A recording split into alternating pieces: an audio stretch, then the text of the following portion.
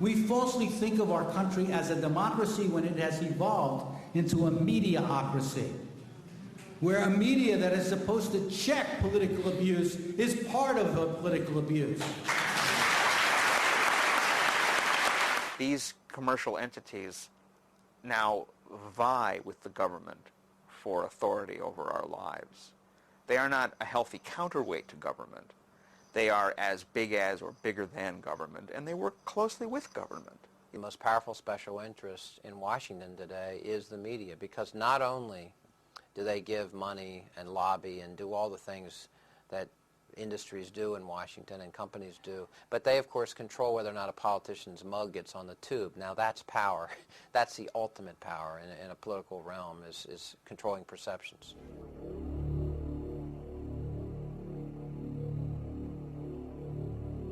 In George Orwell's novel 1984, Winston Smith worked at the Ministry of Truth, but his job was not to ensure that truth was preserved.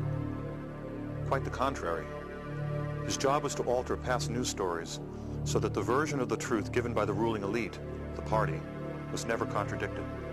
If the party, which Orwell called Big Brother, lied to the people, a quick check of Winston's altered records, the only remaining records, would prove that the lie was true. Can lies become truth? Could a media system controlled by a few global corporations with the ability to overwhelm all competing voices be able to turn lies into truth?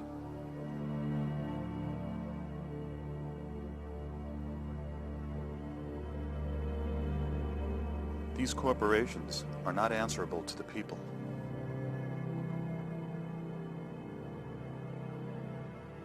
Only the politicians can regulate them.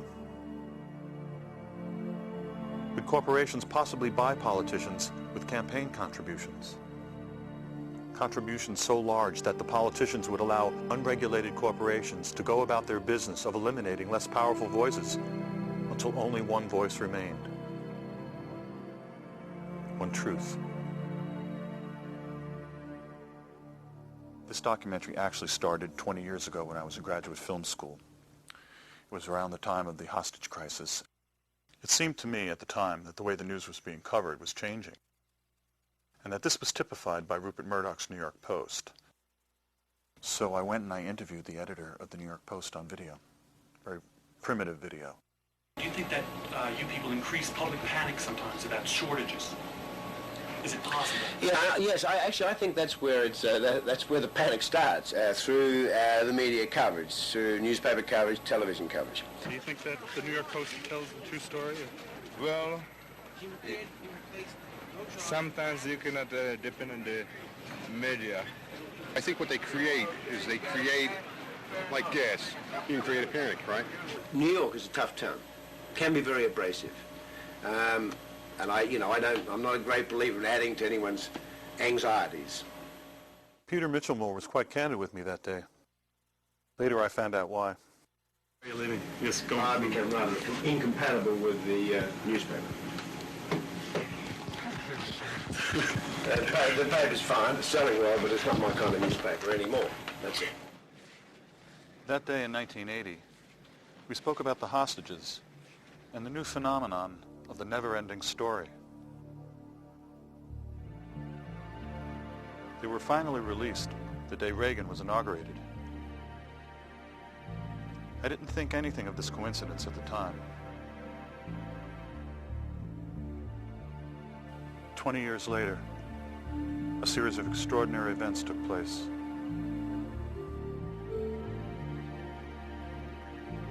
For me, they provided a window. I could see the selling of the Iraqi war, the media's handling of the 2000 election, and the Supreme Court's decision in a new light.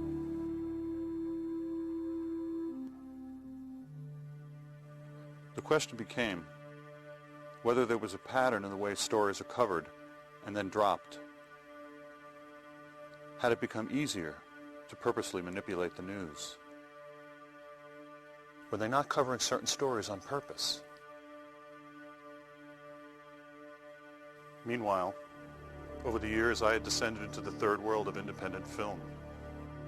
But as it happened, right next to the review of my movie was a review of The Insider, a film about the killing of a news story. I took this as a sign. But how to get at the truth?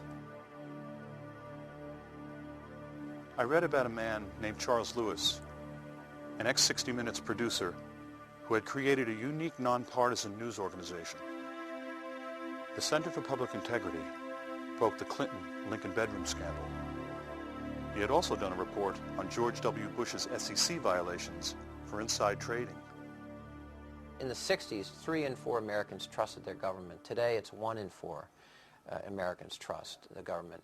The level of secrecy and the amount of money in our process is greater than it's ever been. Archibald Cox, the Watergate prosecutor I interviewed for our book, The Buying of the President 2000, said the level of trust in this country is worse than he's ever seen it, including during Watergate. People sense, I think, that the financial elites and the political elites have become one and the same, and that the people themselves have no voice in Washington or in their state capitals, that they are somehow being left behind. When we think about democracy, in the United States, we oftentimes, and I think certainly in our media culture and our political culture, the assumption is that the type of democracy we have in the United States is the only type that could possibly exist. It's the high watermark of the human race is capable of, is U.S.-style democracy. In fact, though, I think we have, both in theory and in many ways in practice, a fairly, what you call a weak democracy. I mean, in fact, in many ways, we have a frighteningly weak democracy. There is an unfortunate sense as well of powerlessness, that there really isn't very much that can be done about the state of things. You can't have 280 million people and say that 2 political parties represent the thinking of 280 million people. That's just think about that. If you are, just step back and look at that. And you know, the thing is that anthropologists, they're going to dig us up hundreds of years from now, and they are not going to understand us. No, seriously. And we've made a huge mistake inventing film and videotape because we're leaving behind a record of ourselves.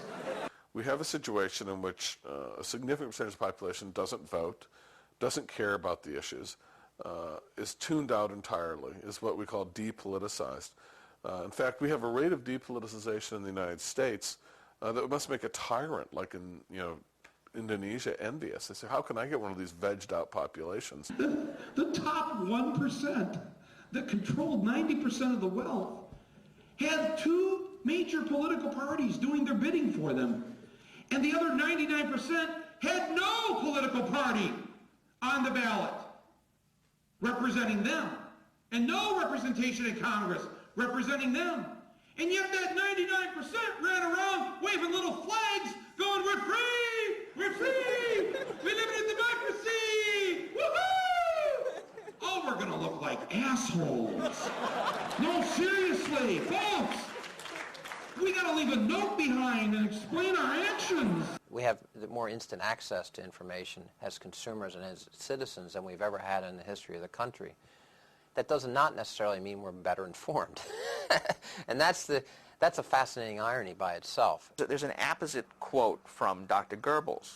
It's a kind of an explosive, thing to invoke here, but he said once, and this is an example of how sly he was, that what you want in a media system, and he meant the Nazi media system, is ostensible diversity that conceals an actual uniformity.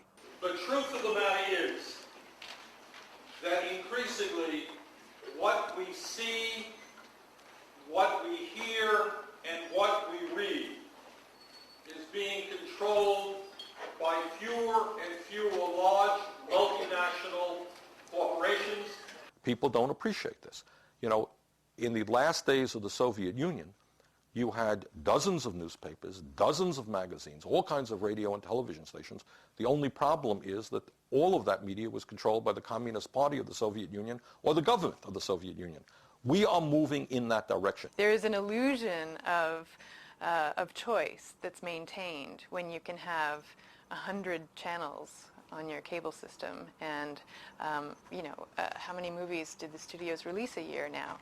All these different studios, and the music industry with so many labels, and magazine stands that go on and on and on forever.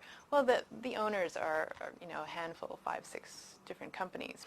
And that is a very dangerous development for those of us who believe in a vibrant American democracy. Fewer and fewer people vote. When polls tell us that fewer and fewer people understand the political process, what the media does is trivialize what goes on, sensationalizes it, makes it entertainment, rather than saying, look, the function of the media is to educate you to live in a democracy, which is pretty serious stuff. You got a media system that's basically a subsidiary of corporate America. That's all it is. You're going to have a media system that will not cover stories of tremendous public moment, while it will overfocus on trivial stories that don't have any resonance at all. In terms of the political process, you ask yourselves, what are the most important issues facing our country? Why is it? Simple question. With all of the growth in technology, with all of the wonderful globalization and free trade, all of that stuff, all of the increases in education, why does the average American today work longer hours for lower wages than was the case 25 years ago? Simple question. Do you think it's seen on television very often? What about the morality of 1% of the population owning more wealth than the bottom 95%? Seen that? In a New York Times editorial, Princeton economist Paul Krugman addressed one of these little-mentioned issues. According to the nonpartisan Congressional Budget Office, between 1979 and 1997, income for families in the middle rose 9%. Income for families in the top 1% rose 140%. Krugman noted, quote, "I know from experience that even mentioning income distribution leads to angry accusations of class warfare." He then asks, why has the response to rising inequality been a drive to reduce taxes on the rich? Good question. According to Joan Didion, news is no longer just reported but managed in a way that sets its terms and shapes its overall content.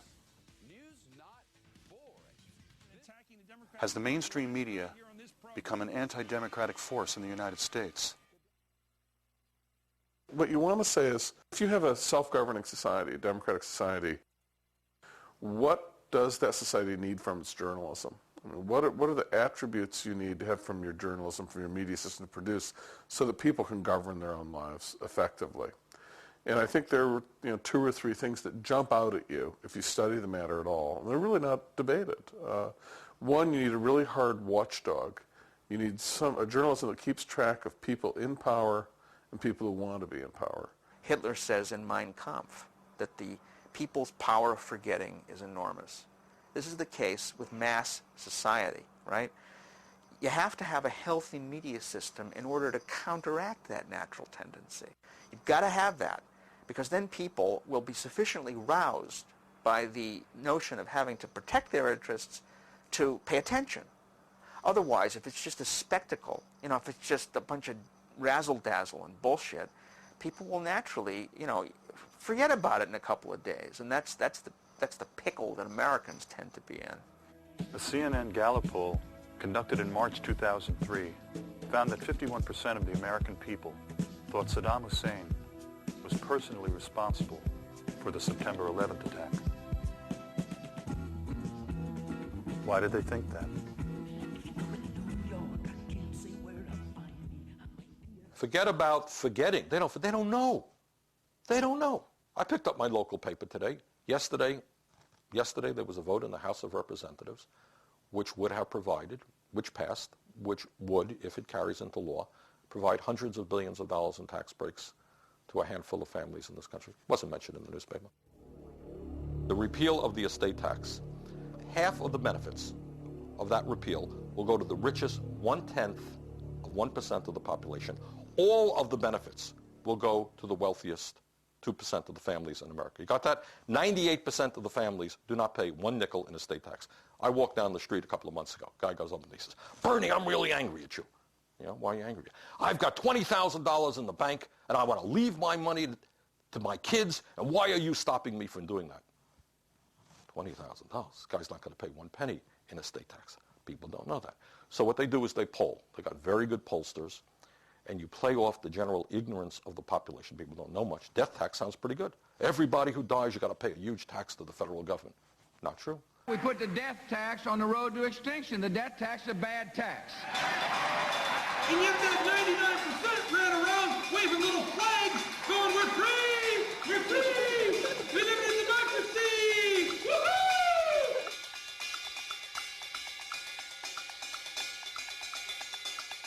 Your job is, if you're at the network, to cover the basics. The basics mean that government, the entire federal government with millions of employees, is boiled down to the White House and the Capitol.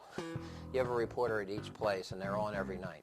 And that's the extent of your federal government news coverage. It's idiocy.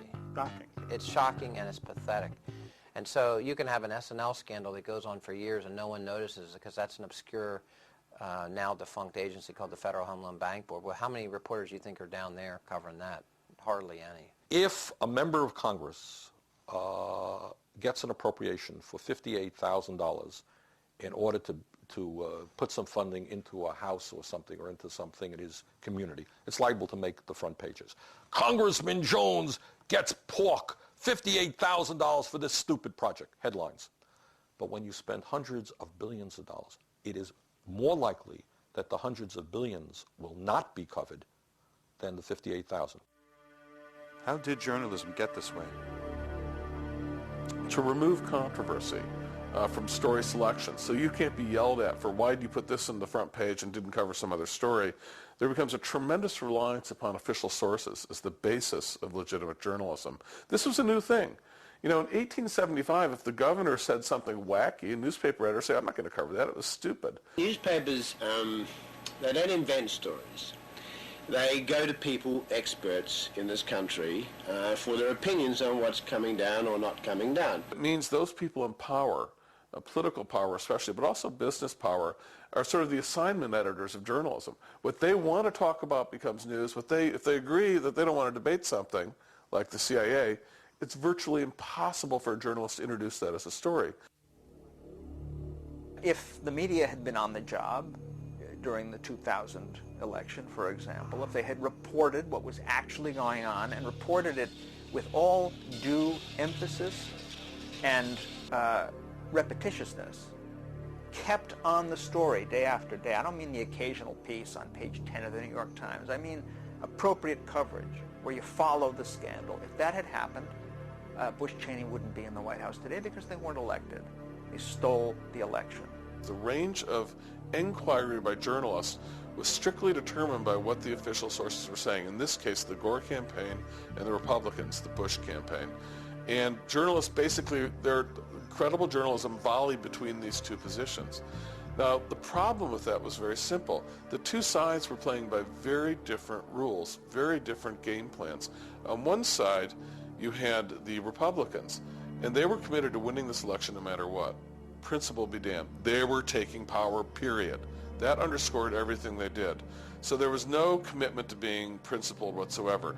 One day, if you got the right ruling by the state Supreme Court, it's clearly a state issue. The ruling 2 days later goes against you. The exact same people say it's clearly a federal issue. There was no sense of shame. The point was you wanted power, period.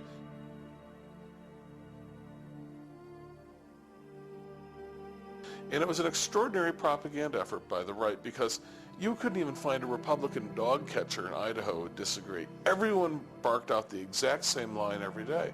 It was Joe Goebbels would have been impressed with the lockstep in which the Republican machine marched in their eagerness to take power and take this election.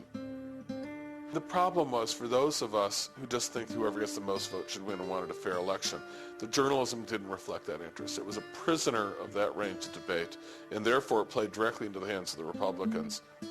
The BBC reported that 5 months before the 2000 election, Governor Jeb Bush moved to purge 57,000 people from the voting rolls, supposedly ex-felons. The great story that was broken by Greg Palast from Britain, which has now been confirmed, on for the first time, the use of by Catherine Harris of this private company to come up with a list of felons who wouldn't be permitted to vote, which was a dreadfully bogus list of thousands of people who weren't permitted to vote, who should have been. According to Palast, a private firm with Republican ties, Database Technology, signed a $4 million contract to provide scrub lists of ex-felons. Part of the job was to verify the list, which the firm acknowledged was inaccurate. The state of Florida brought in this Republican firm on the excuse that they had these databases, and when the company said, well, now we want to run the databases against this list of 57,000 names, there's a little handwritten notation that says, in Catherine Harris's office, right on the listing of the database checks, it says, don't need. We will give you what they told DBT, we will give you the check if you don't check. How many of these names are wrong? Statistically, 1 in 20 people on the list may have committed a crime. So 95% of the people on the list, 95% of people on the list, are kind of innocent. Now when I say kind of innocent, see, 54% of the people on the list are unequivocally guilty of being black. Now you do the arithmetic, okay? 95% of a list of 57,700 people, 54% of them black. Catherine Harris certified the election of the President of the United States on the basis of a plurality in Florida of 537 votes. You do the arithmetic and you tell me what happened in that election. Palast, when he first broke it, CBS News called him up. And CBS News said, yeah, we might want to work on this. And Palast said, well, go ahead, follow up on it. You can have it. Nothing happened for a couple of days, so Palast called up the producer at CBS News and said, why aren't you covering this?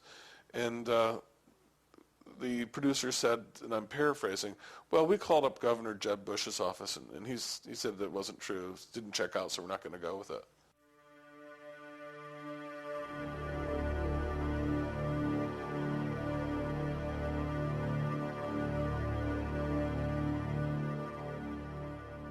We did not do any kind of frontal, direct investigation of the media for 10 or 11 years, mostly because our information we put out with news conferences and things like that is disseminated through the media. So it would be, I'm being very candid here, it would not behoove me to investigate the media on a regular basis because none of the information would ever be reported and my organization would never be heard from again. And so I'm not stupid, I do recognize that fact. But I have been getting so frustrated, and I decided it was time that we looked at the media. We had half a dozen people working for 6 months, and we investigated, and we found, of course, that the most powerful special interest in Washington today is the media.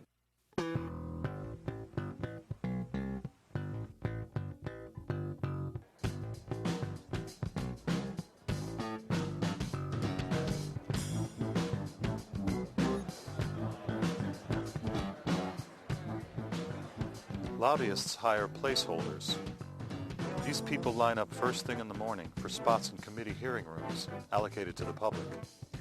A few minutes before the hearings begin, the lobbyists arrive.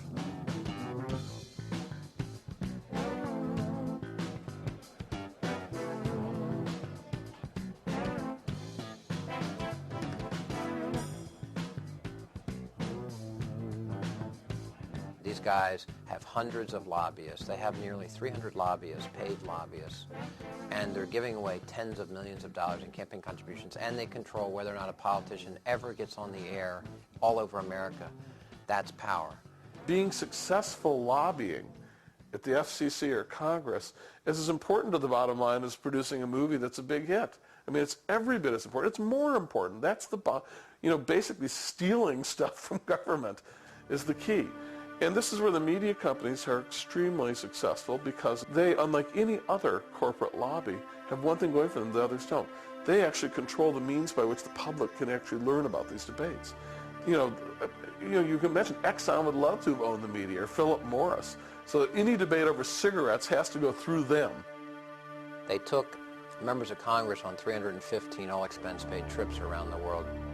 And then you have the FCC regulating the broadcast for 1,400 privately funded trips. How is the FCC going to tenaciously, aggressively regulate the broadcasters when they're taking trips from them all over the world? Well, of course it's not going to happen, and guess what? It's not happening. The problem in this town is that a lot of the regulators that have been set up to protect the public interest have been captured by the people they're regulating, and that's been going on for years. It's not new, but it's outrageous. Regulators, the Federal Communications Commission, almost always upon leaving office, go to work for the people they were supposedly regulating in the public interest. Beneath the reported story of greedy Enron executives is a story about the influence of money over government regulators. This is what has happened with the media companies.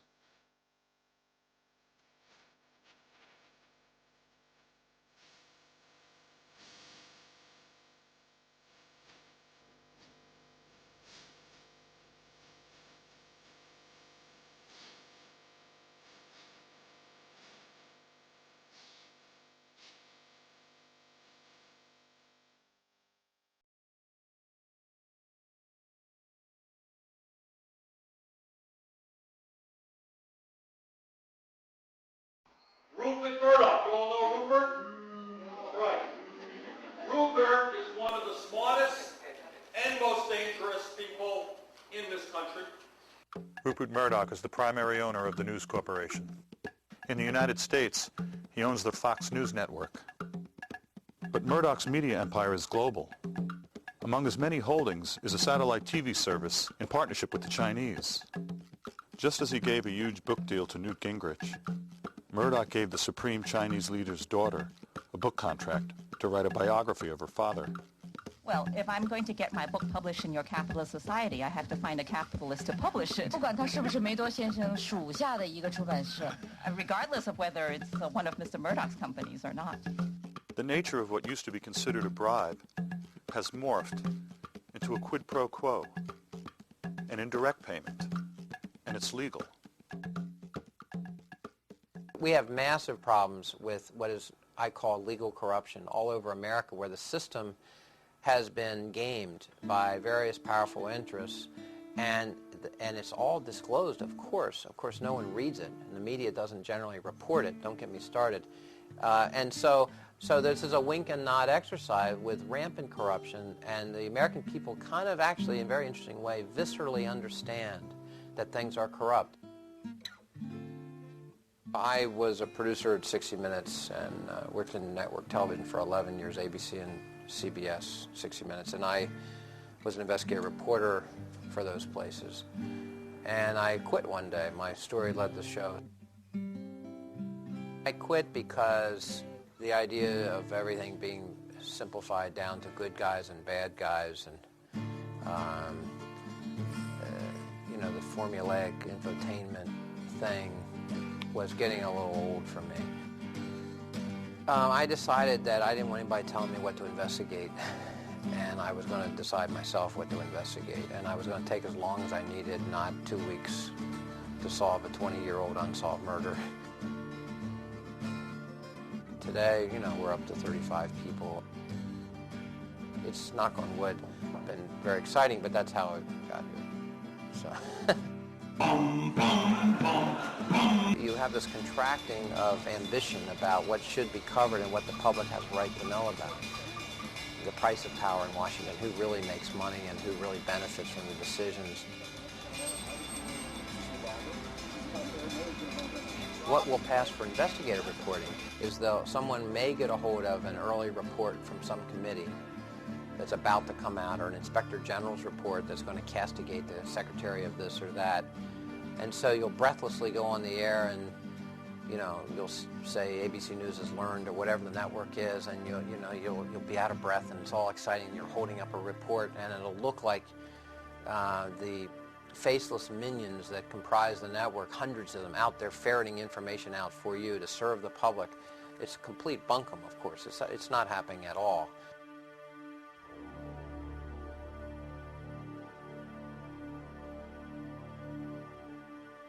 The public would never know from the media that they spent $11 million to keep any free airtime provisions out of any legislation, successfully, by the way.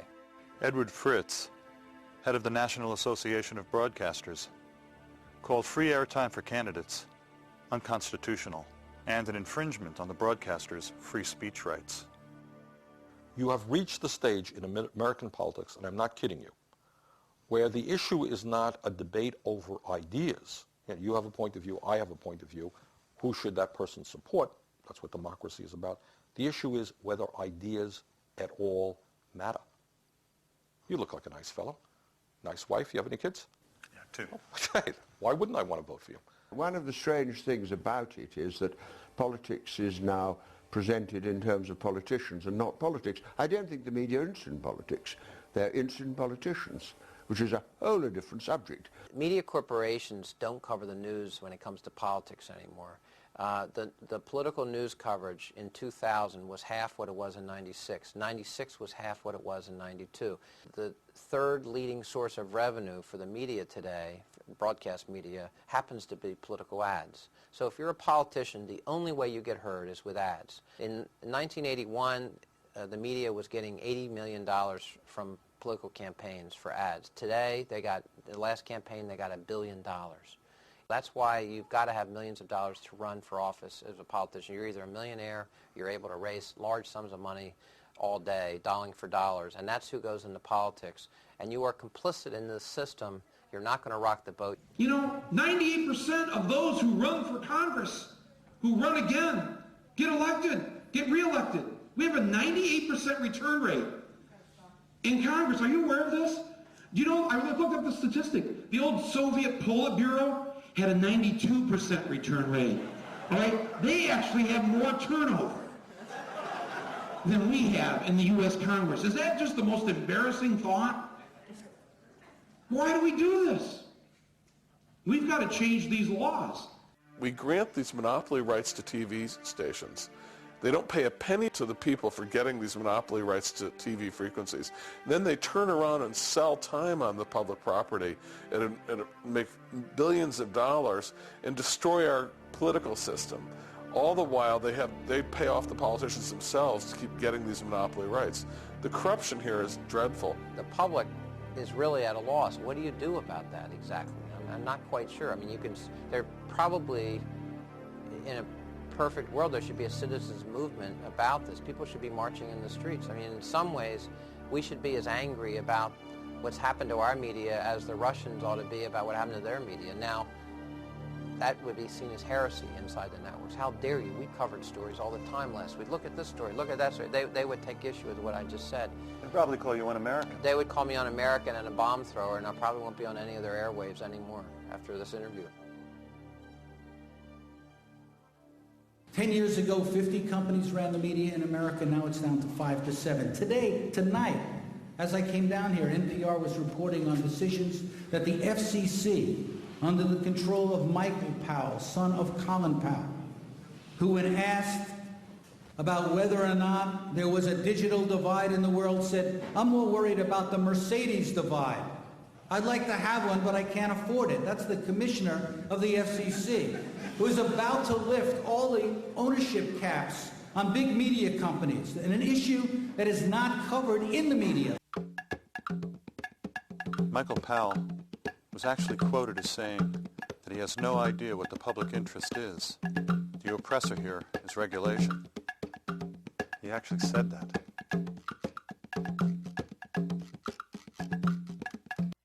Michael Powell and Republicans in the office at the FCC, we were on the verge with our campaign of making major changes to the rules and the public interest obligations of broadcasters.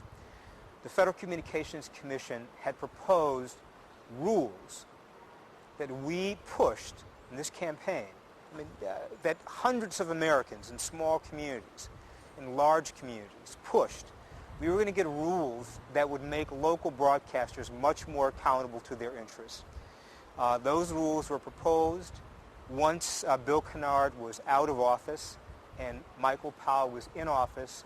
Those rules went into a drawer. They were never voted on.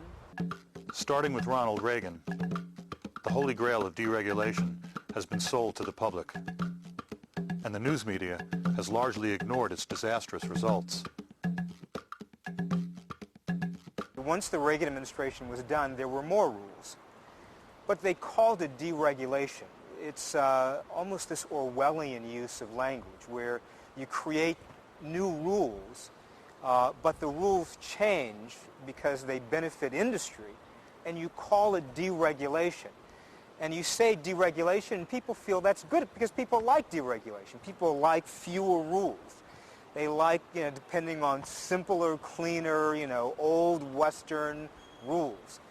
But it's a trick. It's not really what's happening. I remember when I first went into television, I believe the FCC rules were very stringent about how many television stations a network could own. I think it was 5. And of course, they had to be in different markets. And now, I know here in New York, we're talking about a duopoly. That's the new word. You have the probability, it looks like right now, that News Corporation will be the owners of the Post, Channel 9, and Channel 5 in the one New York marketplace. So yeah, the regulations have eased considerably. The whole ball game has changed, and precisely how that affects different people buying and selling different stations in different markets and how it impacts on the news, I don't know. In my view, there are tremendous effects that are almost entirely negative. There's almost nothing positive about it. First of all, it leads to these companies are so big, their political power grows exponentially. It's a democratic issue. It means that one viewpoint will come to dominate in most of the outlets that we use for knowing what's going on in the world. Many people are not aware that when you watch television, you are watching a program produced by a large multinational corporation that has enormous conflicts of interest. General Electric and NBC is a perfect example. How can we be sure we're going to get the kind of information we need to have about the nuclear industry, about defense contracts, and all of those things when NBC is beholden to this parent company? Why would they report on that? Of course they wouldn't. Why would ABC report on what's going on at Disney? They wouldn't. There's no point in it. And it's precisely for that reason that those companies want to own television stations in the first place, so that they can keep a check on those sorts of things. General Electric has made it a very proud part of their policies that they are going to move jobs from the United States of America to China, to Mexico, any place in the world where they can get cheap labor. This suggests obviously that General Electric is deeply concerned about our trade policies. Over the years, General Electric has done its best not to pay taxes, or to pay as little as they can in taxes, taking advantage of all kinds of corporate welfare tax loopholes. Suggests very strongly that General Electric has an interest in tax policy. General Electric is a major polluter. Therefore, they're concerned about weakening environmental policies. It's not obviously just General Electric. It's the same thing with CBS or ABC. The conflicts of interest are enormous, and the result is that certain issues are talked about, certain issues are not talked about. In close to 11 years, we've done more than 100 reports. The reports and investigations about public servants screwing up or systemic abuses of the public trust by public officials almost always get covered. We're the ones that broke the Lincoln bedroom scandal about the Clinton White House. We've done a lot of this kind of thing. When we do those stories, they get covered and the media jumps on them, frankly. We have a news conference. We normally have 50 or 60 reporters, 4 or 5 cameras. But I have to tell you, when we've investigated corporations, for some reason, it just doesn't get covered. What can I say? See the Business Week cover a short while ago? The majority of Americans believe that corporate America is just one corrupt institution that needs to be reined in. In some ways, corporate power is treated by our news media much like communism was treated by the Soviet press. In the Soviet media, the bad commissar who didn't meet the tractor quota could be skewered in the media. Pravda or TASS could give the guy a hard time. But the system of communism was off limits. And in many respects, the occasional capitalist or firm that might make a bad tire or bad seatbelt can be skewered, but the system as a whole is always off limits. In my entire political life, not one reporter has ever come up to me and said, Bernie, you know, the average worker is today working longer hours for lower wages than 25 years ago. What the hell are you doing about that? Why do people have to work 50 or 60 hours a week? Bernie, what are you going to do about the plants that are being shut down in Vermont where companies are moving to China? What are you going to do about that, Bernie? Never been asked me. Why not? Because those are questions that the reporters are not allowed to think about. You are, in a sense, you know, people say, well, do you think, Bernie, that there's a conspiracy, that Jack Welch is on the phone to every reporter for NBC telling them what to ask? Of course not. But what goes on, there's a framework of thought that you are allowed to have, and it goes from here, it goes to there. Everybody kind of has the same mindset. You know, this story plays, this is a lead because it, you know, it screams. This is a, you know, everybody kind of has the same approach to it.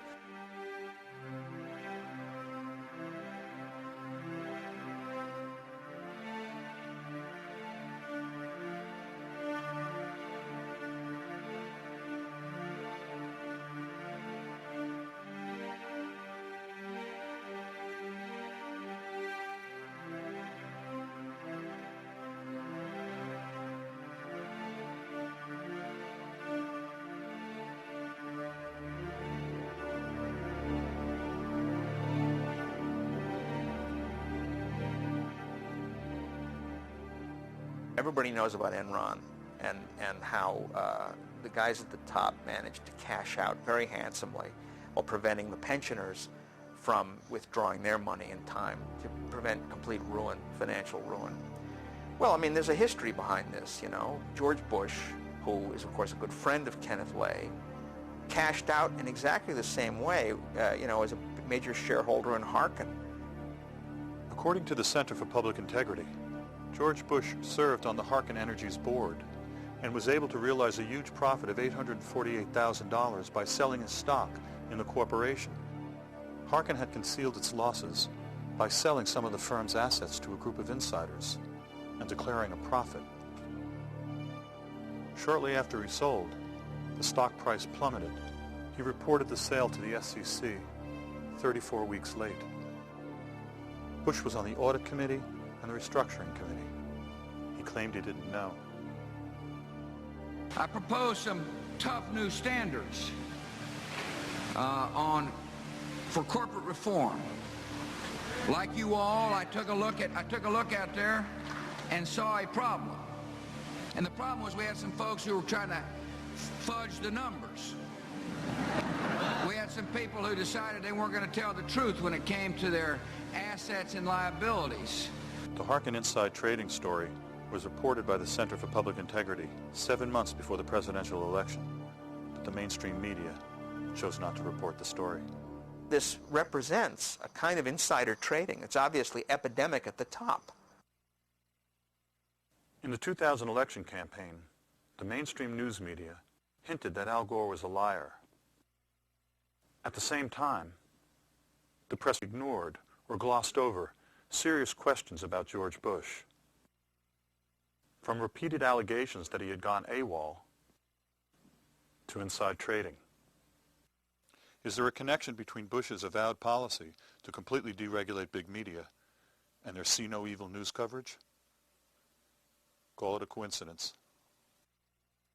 You know, they'll cover whatever they damn well please, and it's not going to get in the way of the bottom line. It's not going to cost a lot of money to produce, and it's generally not going to upset the powers that be, of which they are a major part themselves. And that's where we are as a country, and it's really grim to watch. It's very depressing. Bush made millions of dollars as governor of Texas, and his father is now making millions of dollars as a worker for Carlyle, making millions of dollars thanks to the policies of his son. His son has all around him in the White House and throughout the government all kinds of people from Lockheed Martin. And Lockheed Martin's making out like a bandit because of the war on terrorism. This is a scandal of such magnitude, you know, that you'd think that the press would be thanking its lucky stars that it happened on their watch because it's such a great story. No, it's too big for them to cover.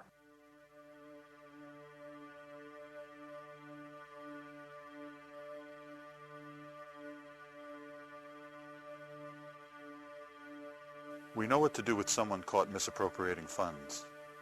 But when confronted with evidence of a systematic attempt to undermine the political system itself, we recoil in a general failure of imagination and nerve.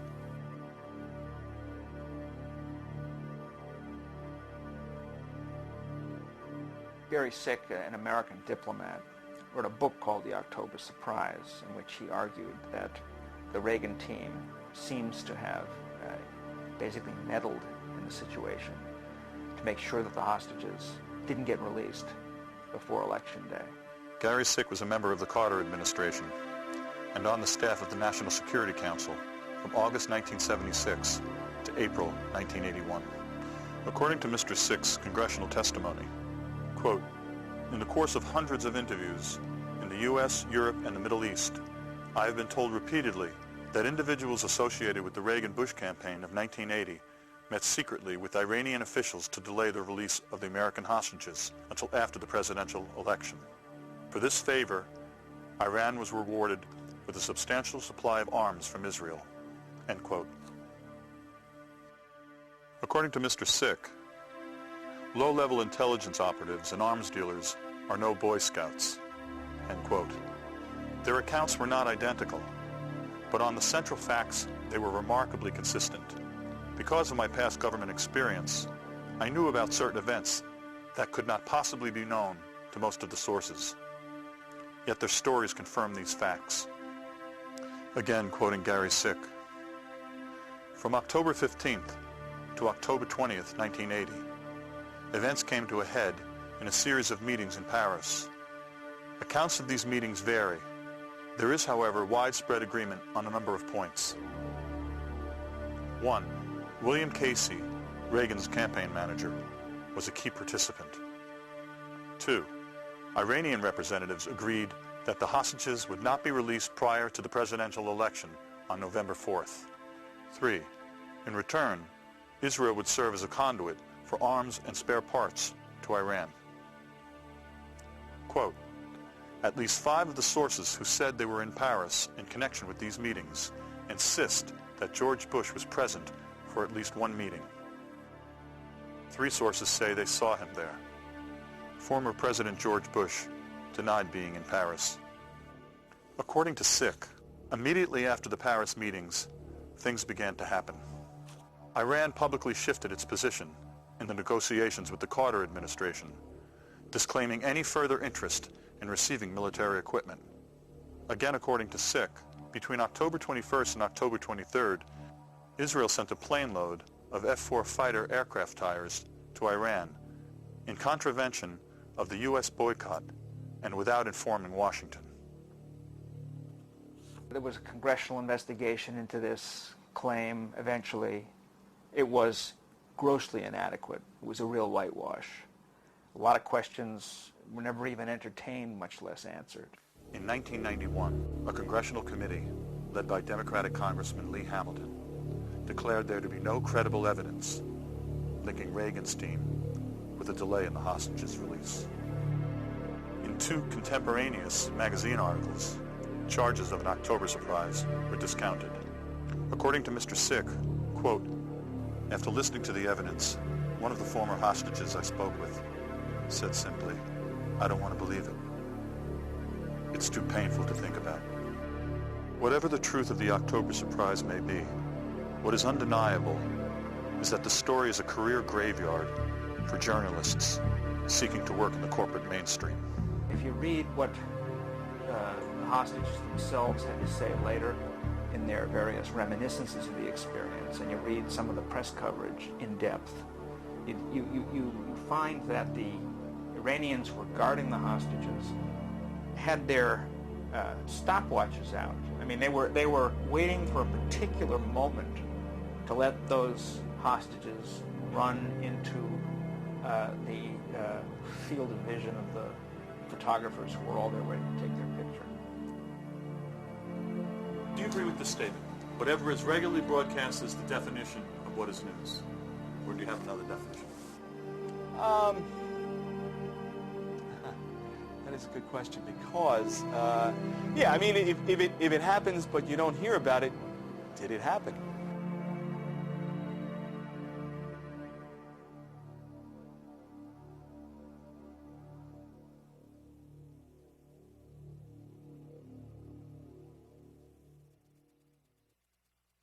But by and large, on the right at least, media and concern about media is at the top of the list.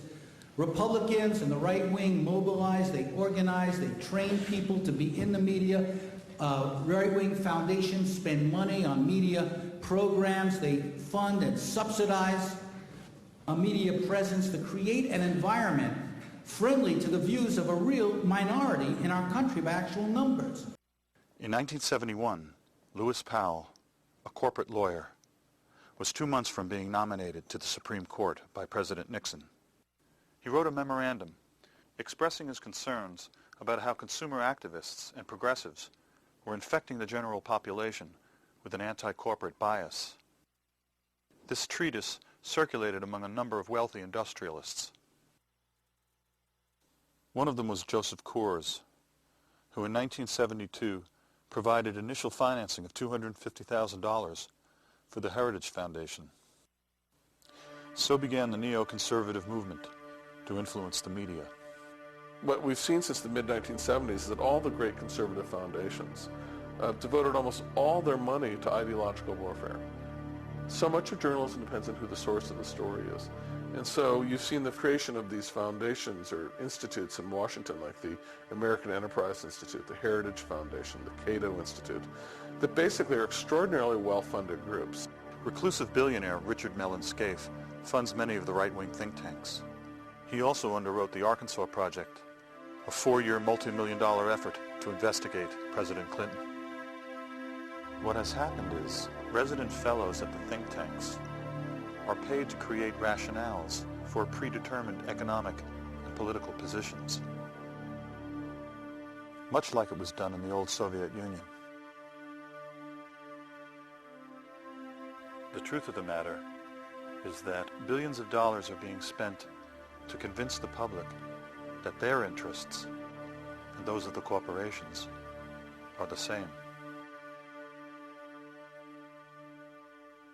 The first few times they employ one of these right-wing experts, they'll be called from the conservative American Enterprise Institute or from the conservative Cato Institute. But over time they just drop that.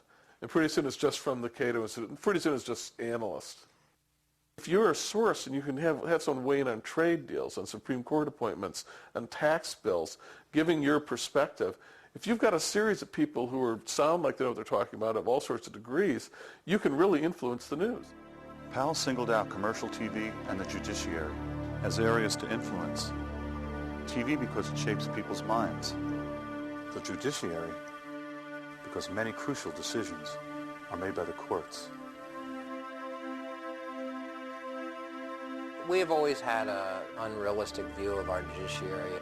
We don't hold our judges and our judiciary in general to the same standards of reporting as we do the legislative branch or the executive branch. There's much less coverage. If the Supreme Court had done for Al Gore what it did for George Bush, I give you a 100% guarantee that I would have written the same identical book, The Betrayal of America. 5 members of the United States Supreme Court committed, in my opinion, and I feel very strongly about this, one of the biggest and most serious crimes in American history when they stopped the recount in Florida, took the election away from the American people, and handed it to George Bush. And in a fair and just world, these 5 justices belong behind bars as much as any American white-collar criminal who has ever lived. The mainstream media, they don't even want to talk about what the court did anymore. Their position is, and they made it very, very clear, the election is over with. We've moved on to covering other matters. Now, mind you, and this is not to defend President Clinton, but this is the same group, the mainstream media, who pursued Clinton not just day after day, not just week after week, not just month after month, but year after year. These 5 justices are ardent Federalists, states' rights advocates. And they've said over and over again, we let state courts interpret state law. December the 8th, the Florida Supreme Court ordered a manual recount. The recount started the following morning, a Saturday, December 9th, 8 o'clock. At that point in time, Bush's lead had shrunk over Gore to 154 votes. 2 o'clock in the afternoon, Justice Antonin Scalia steps in with an emergency order supported by the 4 other justices. He said, we got to stop this recount because if it continues, it could, quote, threaten irreparable harm to George Bush, unquote. So even though the election had not yet been decided, the incredible Scalia was presupposing that Bush had won the election, and any recount that showed that Gore had won would threaten irreparable harm to George Bush. Now, if that doesn't show that these justices were trying to steal the election for George Bush, what in the world would? We're supposed to believe as Americans that all judges have some sort of saint-like qualities, that they're not political in any way, and that we can't even discuss it. Justice Clarence Thomas's wife works for the Heritage Foundation, a very conservative think tank in Washington, D.C., that assisted Governor Bush in his transition to power. We don't look at their financial holdings. We don't look at the trips they take to conferences sponsored by ideological groups that want them to rule certain ways. The night of the election, November 7th, Sandra Day O'Connor's at a cocktail party in Washington, D.C. with her lawyer husband, John. Dan Rather comes on the air at 8 o'clock and announces that it looks like Florida's going for Al Gore, whereupon O'Connor blurts out, "That's just terrible." She was angry, she was upset. The Wall Street Journal found 3 witnesses at the party to confirm that story. Newsweek found 2. Both the Wall Street Journal and Newsweek went to Sandra Day O'Connor for a comment. She declined comment.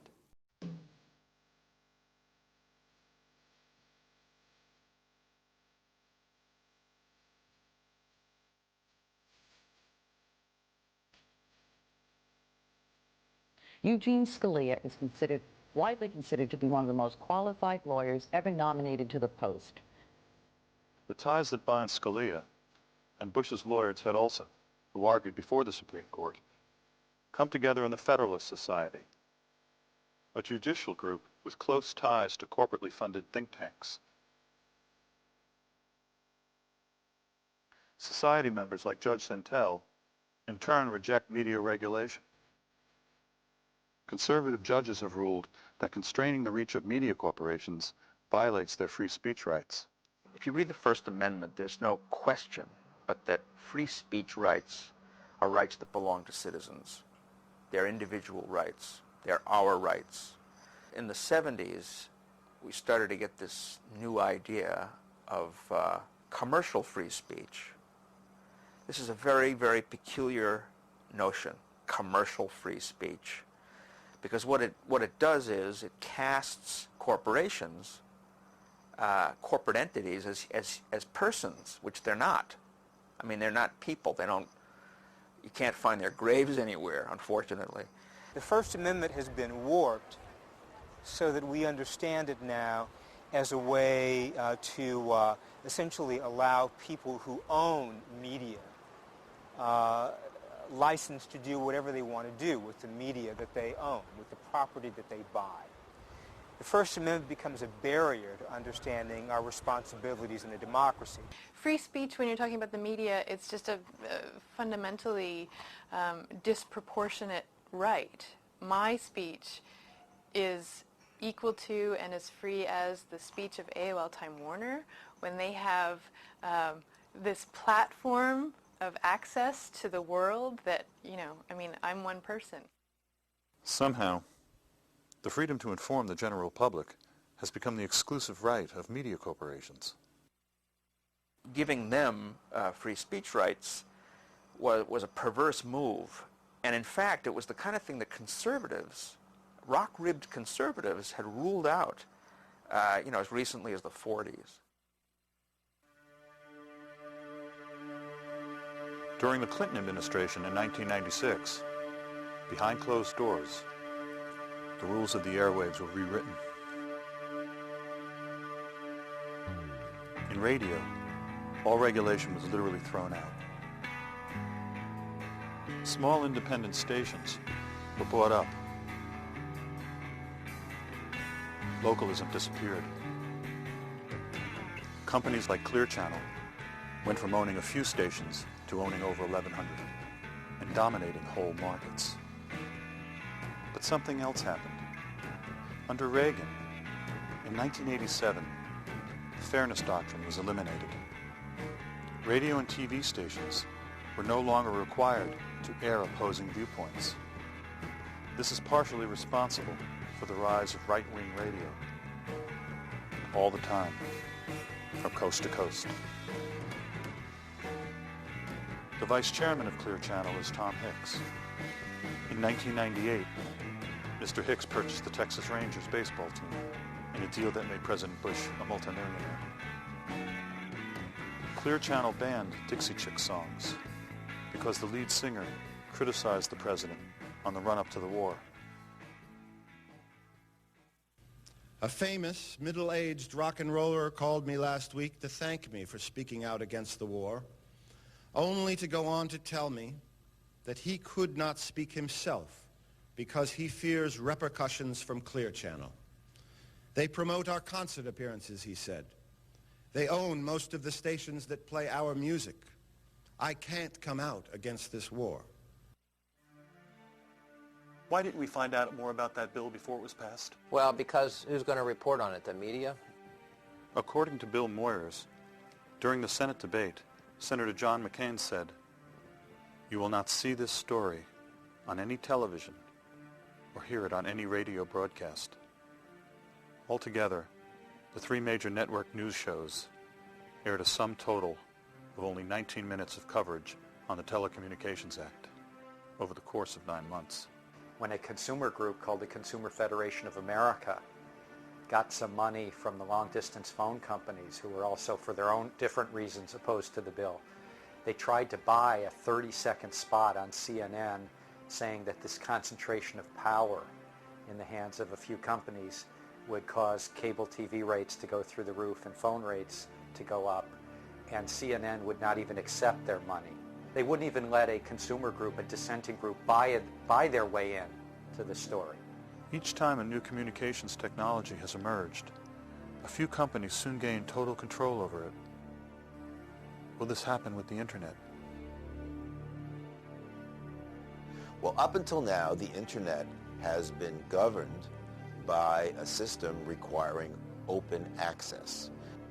The telephone network on which the dial-up Internet is based has been a common carrier, has been open, so anybody could have a website, anybody could transmit anything, and you could have all kinds of companies competing to provide you with Internet service. Open access is being replaced now by a system of closed access.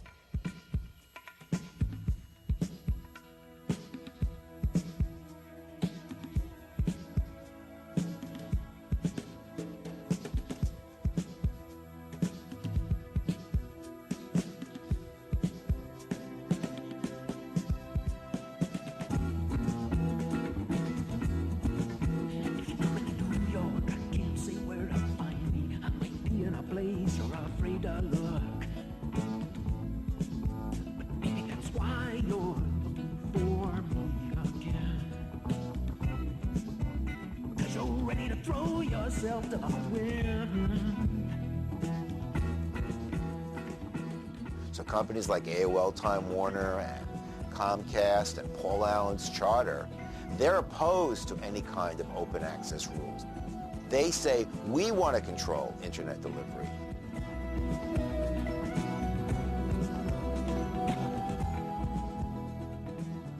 And I'll tell you something that I remember in the late 70s, that there were all these people who were like, cable television as panacea. It reminds me a little bit of, oh, the web will solve every problem. We'll have a level playing field where your new website will be able to compete with Disney and Murdoch and Viacom's new website. No. Michael Powell has ruled that the cable companies are not subject to the open access rules. The future freedom of the Internet is in doubt. You know, one of the myths of our society, you've probably heard this one, is it's based on competition. Have you heard that? That's the sort of pablum they feed us in the bottom fish. The truth of the matter is at the top of the system, the key to the system is crushing competition. So what we've seen in media, in all the sectors, you've had fewer and fewer companies. The largest companies buy the small companies. They try to get bigger and bigger and make it harder for new companies to enter. Because once you have just a handful of companies dominate an industry, the ability for someone to enter the industry as a newcomer is almost impossible. I think there are lots of ways that you make news more profitable, and it doesn't make for better news. If you ask the reporter, are you interested in truth, of course they'll all say yes. If you go to journalism conferences, which I do quite a bit of, Everyone is looking for the truth. The problem is the gatekeepers of truth are not the reporters, they're the owners. And they're the lackey editors who work for the owners. And they'll decide what flies and what works and what pays the freight in terms of the advertising and the numbers. They'll be watching those numbers, and those numbers better be up or we'll get a new anchor. The thing that we base our coverage, is it a good day or is it a bad day, is the numbers. I mean, I wish we didn't have to rely on that so much. I wish there was some way that you could base your job or a performance on something other than the numbers. Unfortunately, that's not the climate right now. You look at news directors who get hired, because those are the ones that are really on the chopping blocks. I think their jobs are less secure than Major League Baseball managers. That's not news. That's marketing. That's something else. I never heard of doing news based on going for some demographic. You do the news. Call me crazy, but that's what you do. You investigate something because it needs to be investigated, or someone's clearly lying, or there's some issue of the public trust that needs to be looked into. You don't do it because you think some demographic will particularly enjoy the story. I mean, that's nutty. And it's the underlying theme of all the great laments we see, of all the journalists you talk to now. We're so appalled that the public service they entered has become a purely commercial activity. A pundit is defined as a learned person. According to James Fallows, in his book Breaking the News, pundits are celebrities, telling us what to think of events. Howard Kurtz, the media reporter for CNN, said, quote, "The culture of news has merged with the relentlessly glitzy world of entertainment, producing one great roaring ooze of headlines and hype. Margaret Carlson of Time magazine said producers want people who can sound learned without confusing the matter with too much knowledge. I'm perfect." Jeff Greenfield of CNN said, "We're booked as entertainers. We know what we're being paid for. We are being paid to fill seats. FaceTime on television translates into big-time lecture fees." According to Brian Lamb of C-SPAN, the message from Washington in the last 20 years is that everyone does everything for money. George Orwell said, "If you pick your audiences carefully, you can give the same speech every time." McLaughlin said, "It's important to go on the road, where you'll get to hear the whole range of views from the trade association." These speaking engagements are usually given to business and trade associations and paid for by corporations.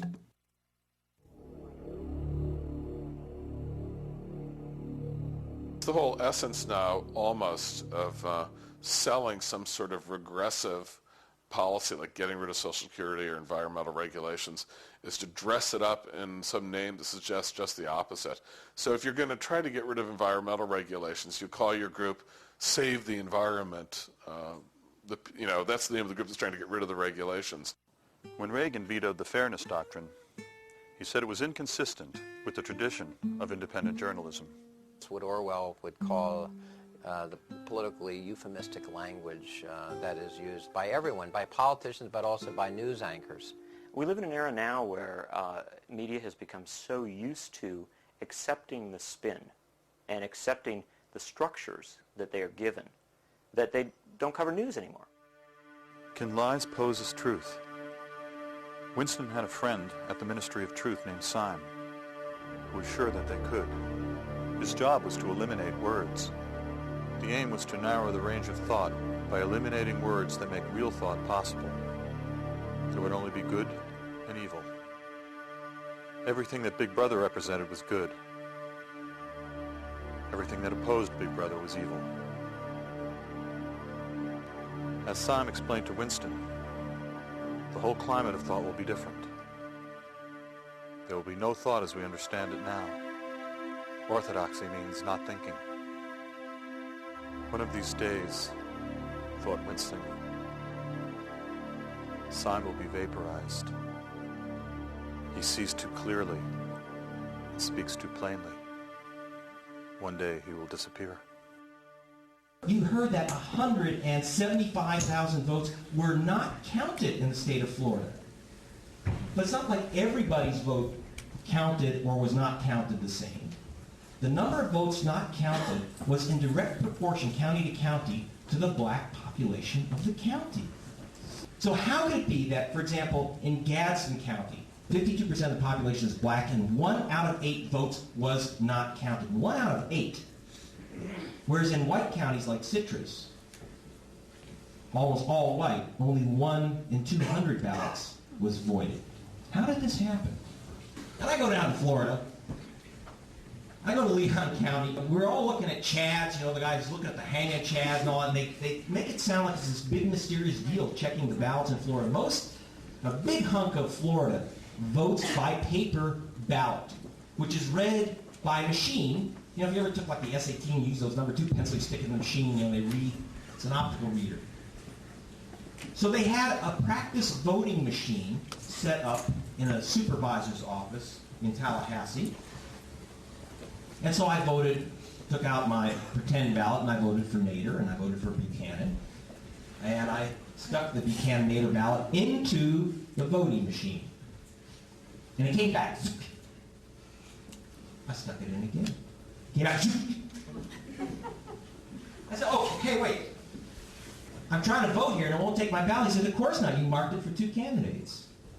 You made a mistake. He won't accept a mistake on the ballot. I said, what do you mean? All those votes were voided in Gadsden. Now, Leon County's a white county, Tallahassee. Gadsden's right next door to Black County. I said, oh, well, see, there's this switch. And in the black counties, like Gadsden, the same exact machines were set to accept ballots with errors. They would accept, you make a mistake on your ballot, very easy to do on a paper ballot, like you circle a name instead of check it off. The ballot's accepted, it's voided, your vote doesn't count. And in more of the white areas, it was set on reject so that if you made a mistake and you voted, it came back to you, you were given a fresh ballot, and you got to vote again.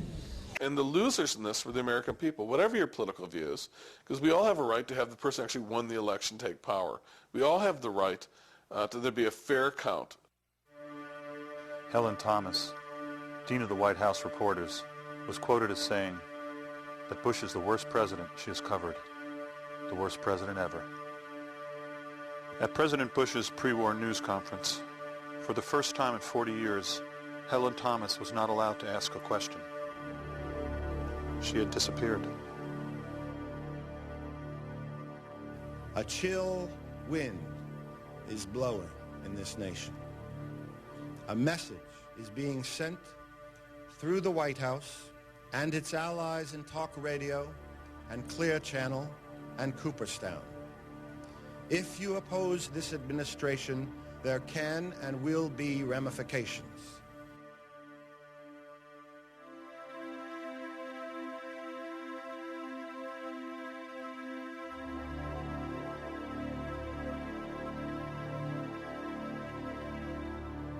In the last several years, media corporations and politics have merged in a new way. Murdoch is a brilliant man who, what he has done and has had a tremendous influence in the worst possible way on culture and on media in the United States and throughout the world. And what he does it in England and he does it in the United States. His shtick is appealing to working class people and taking them to the right. And he does this through violence. He does this through super patriotism. He does this through sensationalism. So what you have now, and I'll give him credit for this, Fox Television is the first major network that has no pretense. I mean, CBS and NBC, they have a pretense to objectivity. Rupert Murdoch's Fox News Network is run by Roger Ailes. Ailes was the executive producer of TV for Richard Nixon. He was a consultant to Ronald Reagan and George Bush I. Tony Snow, a host, was a Bush speechwriter. The anchor, Britt Yoon, contributed articles to the ultra-conservative American Spectator. The phrase fair and balanced is repeated incessantly, like a mantra. Fair, balanced.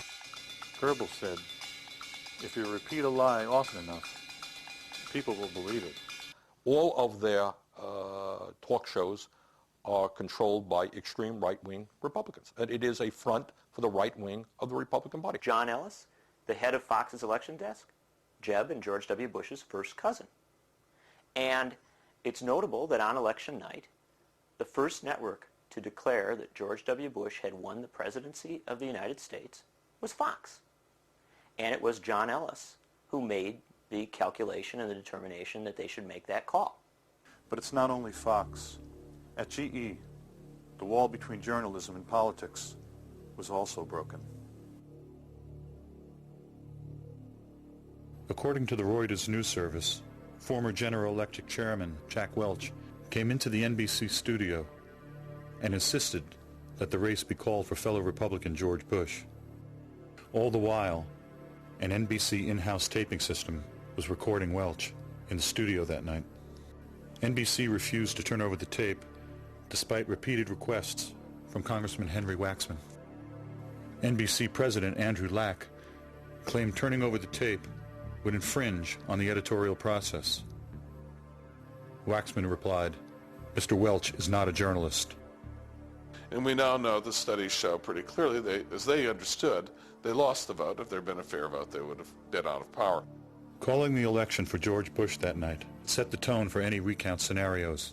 And the whole tenor of the coverage followed that. If you watch Chris Matthews, O'Reilly, Brian Williams, when is Gore going to finally give up? Another desperation measure by Gore. The assumption being Bush had won. Gore is just scrambling, trying to sneak his way in through some loophole.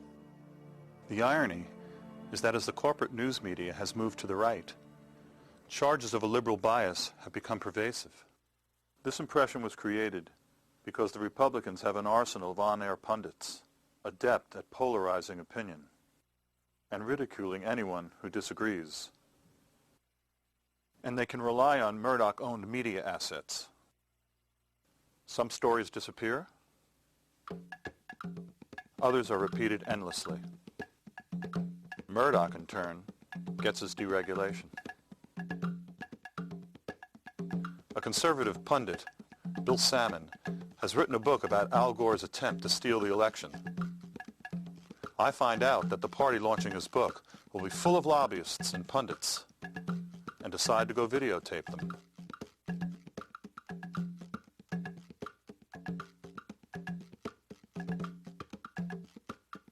Funny thing is, these behind-the-scenes operators don't like to be taped. You're not allowed to film the building without permission. As the right got more and more of a toehold in the media culture generally, through the efforts of Heritage and Hoover Foundation and others, that myth became increasingly serviceable, you see. You could cow moderates, much less liberals. You could cow anyone who wasn't a right-winger working in the media by constantly assailing them with accusations of liberal bias. Or by assailing them about a lack of patriotism. I'm Janine Jackson from FAIR, the Media Watch Group. I thought you might like to know that the Heritage Foundation has announced that Jesus would support a war on Iraq.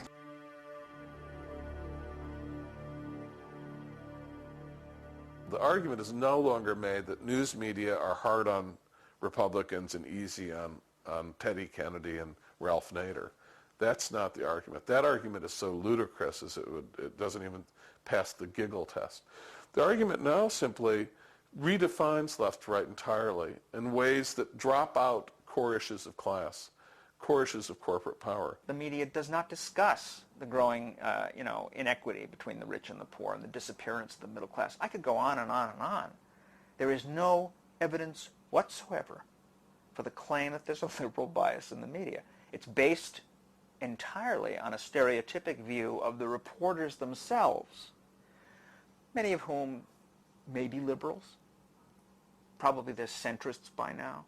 But the fact is that their own personal views have nothing to do with what gets on TV. Winston Smith worked at the Ministry of Truth. His job was to alter past news stories so that the version of the truth given by the ruling elite was never contradicted. One of the most troubling things about the media's handling of the 2000 election came a year later. A consortium of major news organizations hired the respected National Opinion Research Council, called NORC, to inspect the 170,000 uncounted votes. NORC was not allowed to characterize its findings. The media companies did that. And the disturbing thing is that they hid the truth by distorting the Florida Supreme Court's actual ruling, which called for the counting of all votes where the intent of the voter was clear. According to the BBC's Greg Palast, who watched the Newark counting operation firsthand, one counter said, quote, "It screamed at you. If someone circled Gore, exactly who do you think they wanted as president?" The consortium did not comment on the exclusion of tens of thousands of clearly marked ballots, which the Newark data reveals. Instead, the consortium came up with a tortured analysis that showed Bush would have retained a lead under one method of counting, just the undervote. On December 24th, 2000, on NBC's Meet the Press, the moderator, Tim Russert, said the following: "Florida, Florida, Florida is over. The board is now retired." And that was pretty much the end of the mainstream news media's coverage of the Florida recount and the Supreme Court's decision to stop the counting of votes. Had Nicaragua had an election like this and the Sandinistas won, the very people who won the Republican election would have insisted that we not only invade Nicaragua, but that all the people who engineered the election be held for war crimes. They know that they're not there serving at the will of the American people. They know that they stole this election and they created this fraud by keeping African Americans away from the polls. They know this. And they know they have very little time to enact their agenda because they know that they're going to get the crap beat out of them next time. Forget what the media is telling you, okay? This guy ain't going to last, all right? He knows it. They all know it. But if they would do this, if they would stoop this low to steal our White House, what else would they do? What else are they capable of? What else are they capable of? I want to know. So what we have here is not the sunlight of democracy, but the dark, ominous shadows of totalitarianism, despotism, fascism.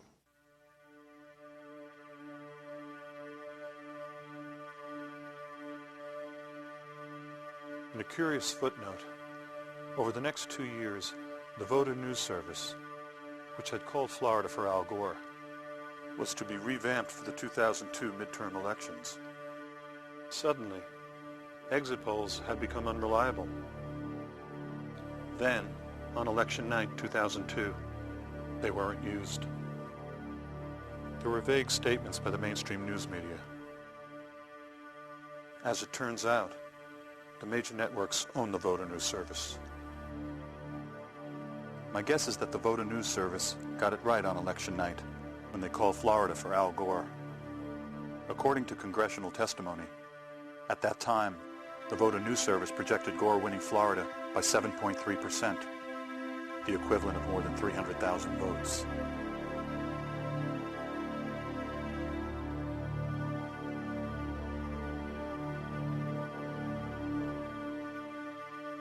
The Voter News Service was the smoking gun. It had to disappear. Welcome to computer voting, the newest twist in our voting process. With no paper trail. Uncheckable.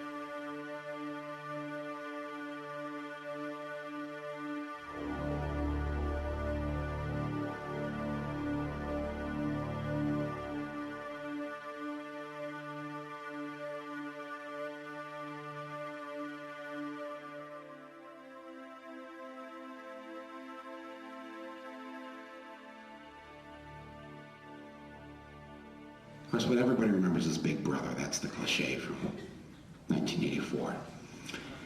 Let me remind you of another part of the story.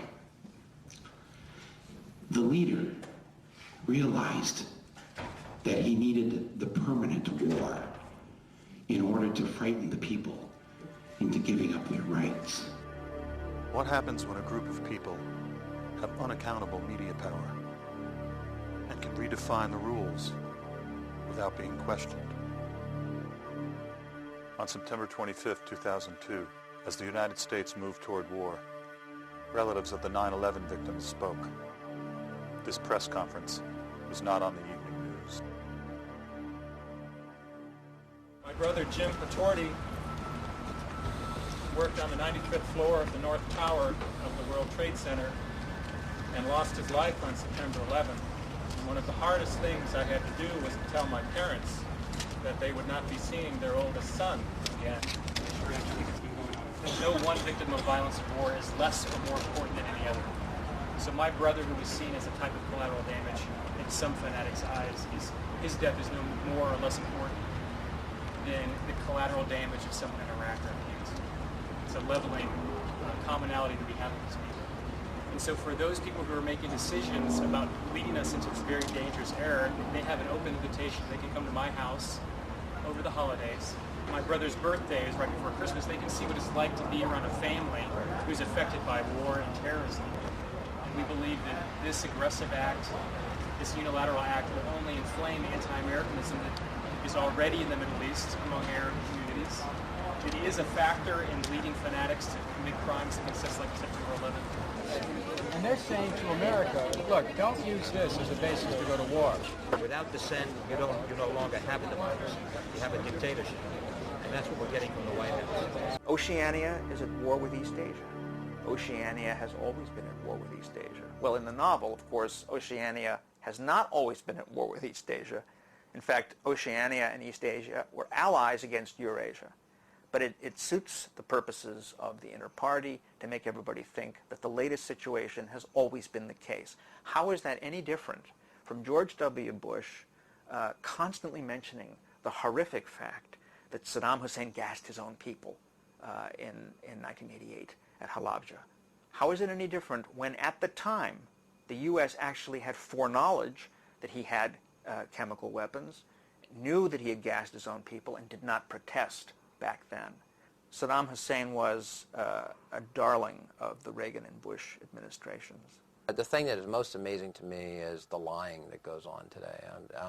You are now teaching, I'm not making this up, we are teaching damage control and spin. I remember in this country we used to call spin lying. Now we call it spin, and we study it and we admire it.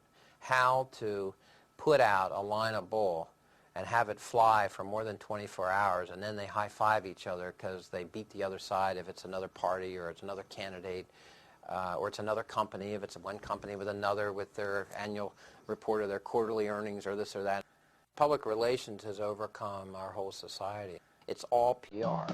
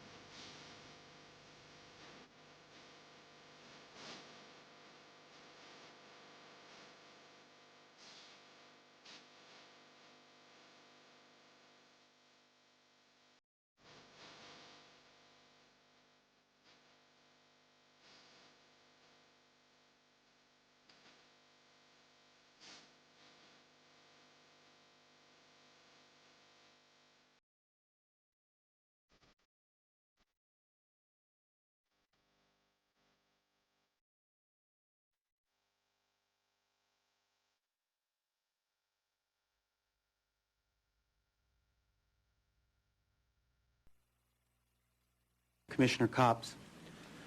Good morning. I strongly dissent to this decision because today the Federal Communications Commission empowers America's new media elite with unacceptable levels of influence over the ideas and information upon which our society and our democracy depend. At issue is whether a few corporations will be ceded enhanced gatekeeper control over the civil dialogue of our country, more content control over our music, entertainment, and information, and veto power over what the majority of our families watch, read, and hear. Radio deregulation gives us powerful and relevant lessons. When Congress and the Commission remove radio concentration protections, we experience massive and largely unforeseen consequences. Diversity of programs suffered. Homogenized music and standardized programming crowded out local and regional talent. Creative local artists found it ever more difficult to obtain playtime. Editorial opinion polarized.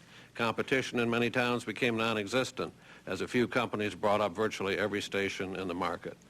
This experience ought to terrify us as we consider visiting upon television and newspapers what we have inflicted upon radio.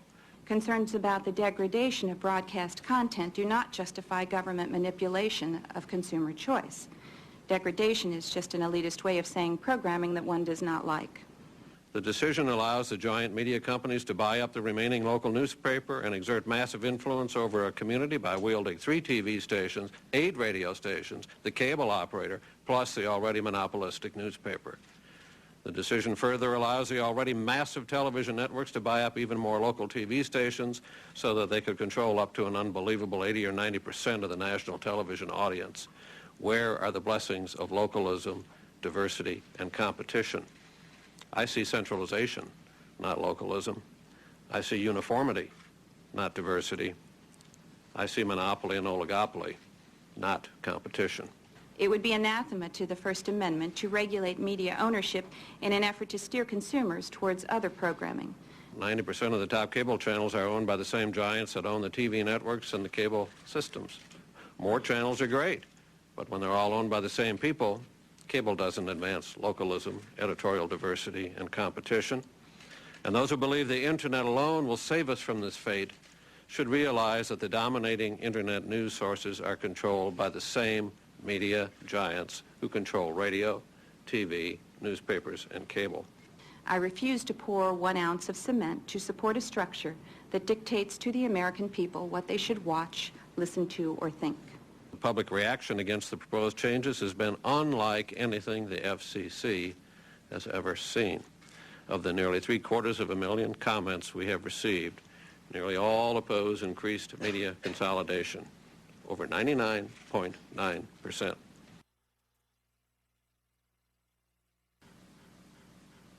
Those commissioners voting in favor of the item signify by saying aye. Aye. Those opposed signify. The item is adopted. Thank you. This meeting is adjourned. Mass regulation of the mass communication is the end of democracy. Mass regulation of the mass communication is the end of democracy. Mass regulation of the mass communication.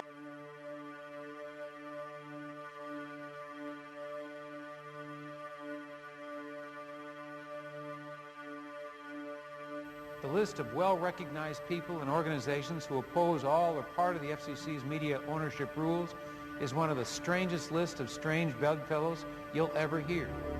Opponents include Walter Cronkite, William Safire, the National Rifle Association, the U.S. Conference of Catholic Bishops, the National Organization for Women, Senator Jesse Helms. Theoretically, deregulation is good, but it's not always the right way to go. In the shadow of the largest corporate scandals in the history of this country, the last thing we need is to have regulators with no teeth.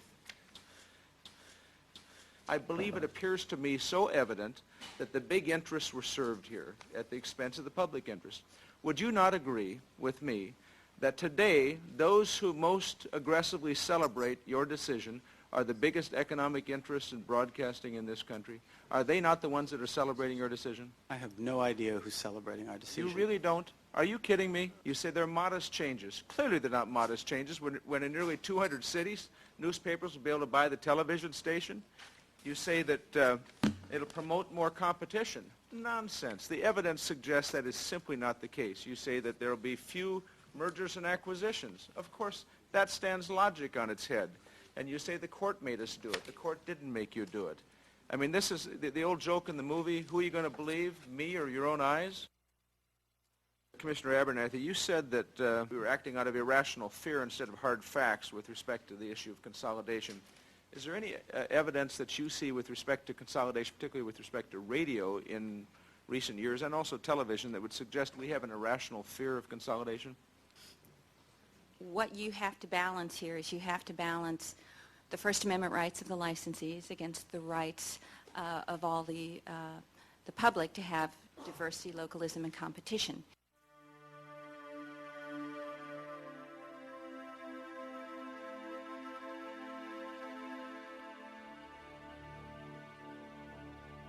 The founders did not anticipate the protections for commercial speech that we now have, and nor did they anticipate essentially the warp to the sense of the First Amendment that has occurred really since the 1970s. We have to revisit the terms. What did they mean? What were they talking about? They can't possibly have meant that there should be free speech rights for transnational corporations, because there weren't any back in the 18th century. They didn't exist. They weren't thinking of that. They were thinking of the citizens of the democracy. Citizens have First Amendment rights to a diversity of antagonistic views. Media reform is something that is absolutely crucial. It is the primary issue. It is the most important thing. Nothing is more important, because if we don't have a media system that we can use to get our word out, whatever our word may be, if there is not a viable democratic media system for getting that word out, forget it. You know, we're screwed. We're completely screwed. We need antitrust activity, okay? And that's a complicated thing, and it will require that we rethink the very basis of antitrust law, which at the moment is all economistic. We have to understand that the real reasons why we particularly need to look at antitrust in the realm of media industries is not for business reasons, not for economic reasons primarily, but because the content, the crucial content of the news is completely distorted by large commercial interests.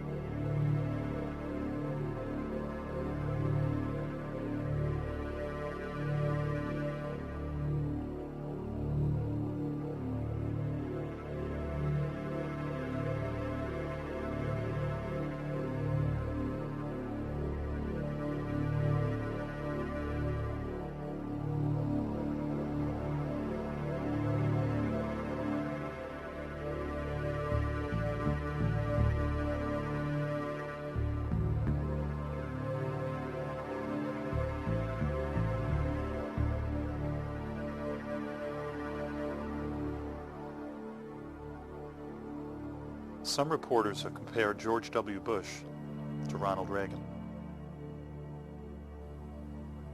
I reflected back on the Post interview from 1980 and about the hostages. How often do major news stories get buried down the public memory hole while a lie is turned into truth?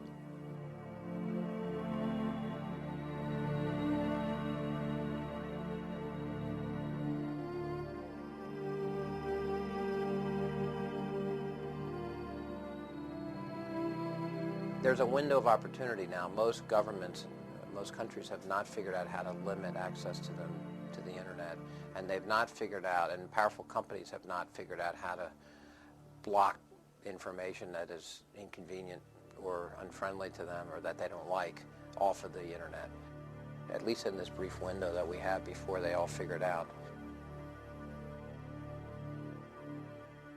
Will history repeat itself? Will the public find out about the threat to the internet before it's too late? We're not in the clear here at all. I mean, this is not a straight shot here where we can just go ahead and do whatever we want. It's complicated, but it's new, and there's some things we don't know about it and no one else knows about it. And as long as there's the slightest bit of vagueness or the unknown element is something I'm going to exploit as much as possible.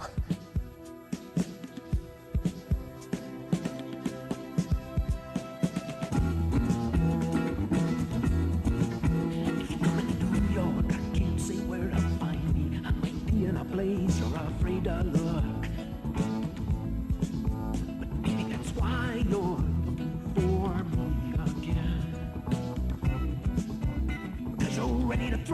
ourselves to the wind. Our friends are made out of new horse, hard luckers, low-lifers, fools, of course. Anyone else who can love the worst that I am. Do you know what I mean? I'll throw myself to the wind.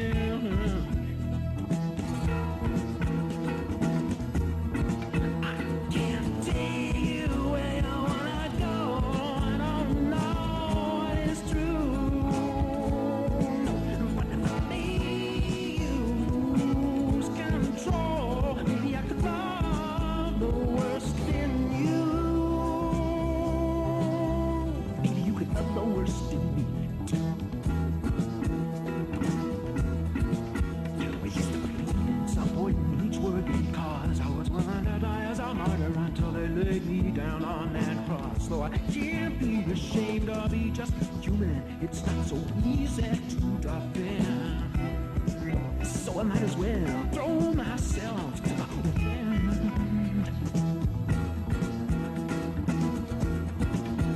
Let it go.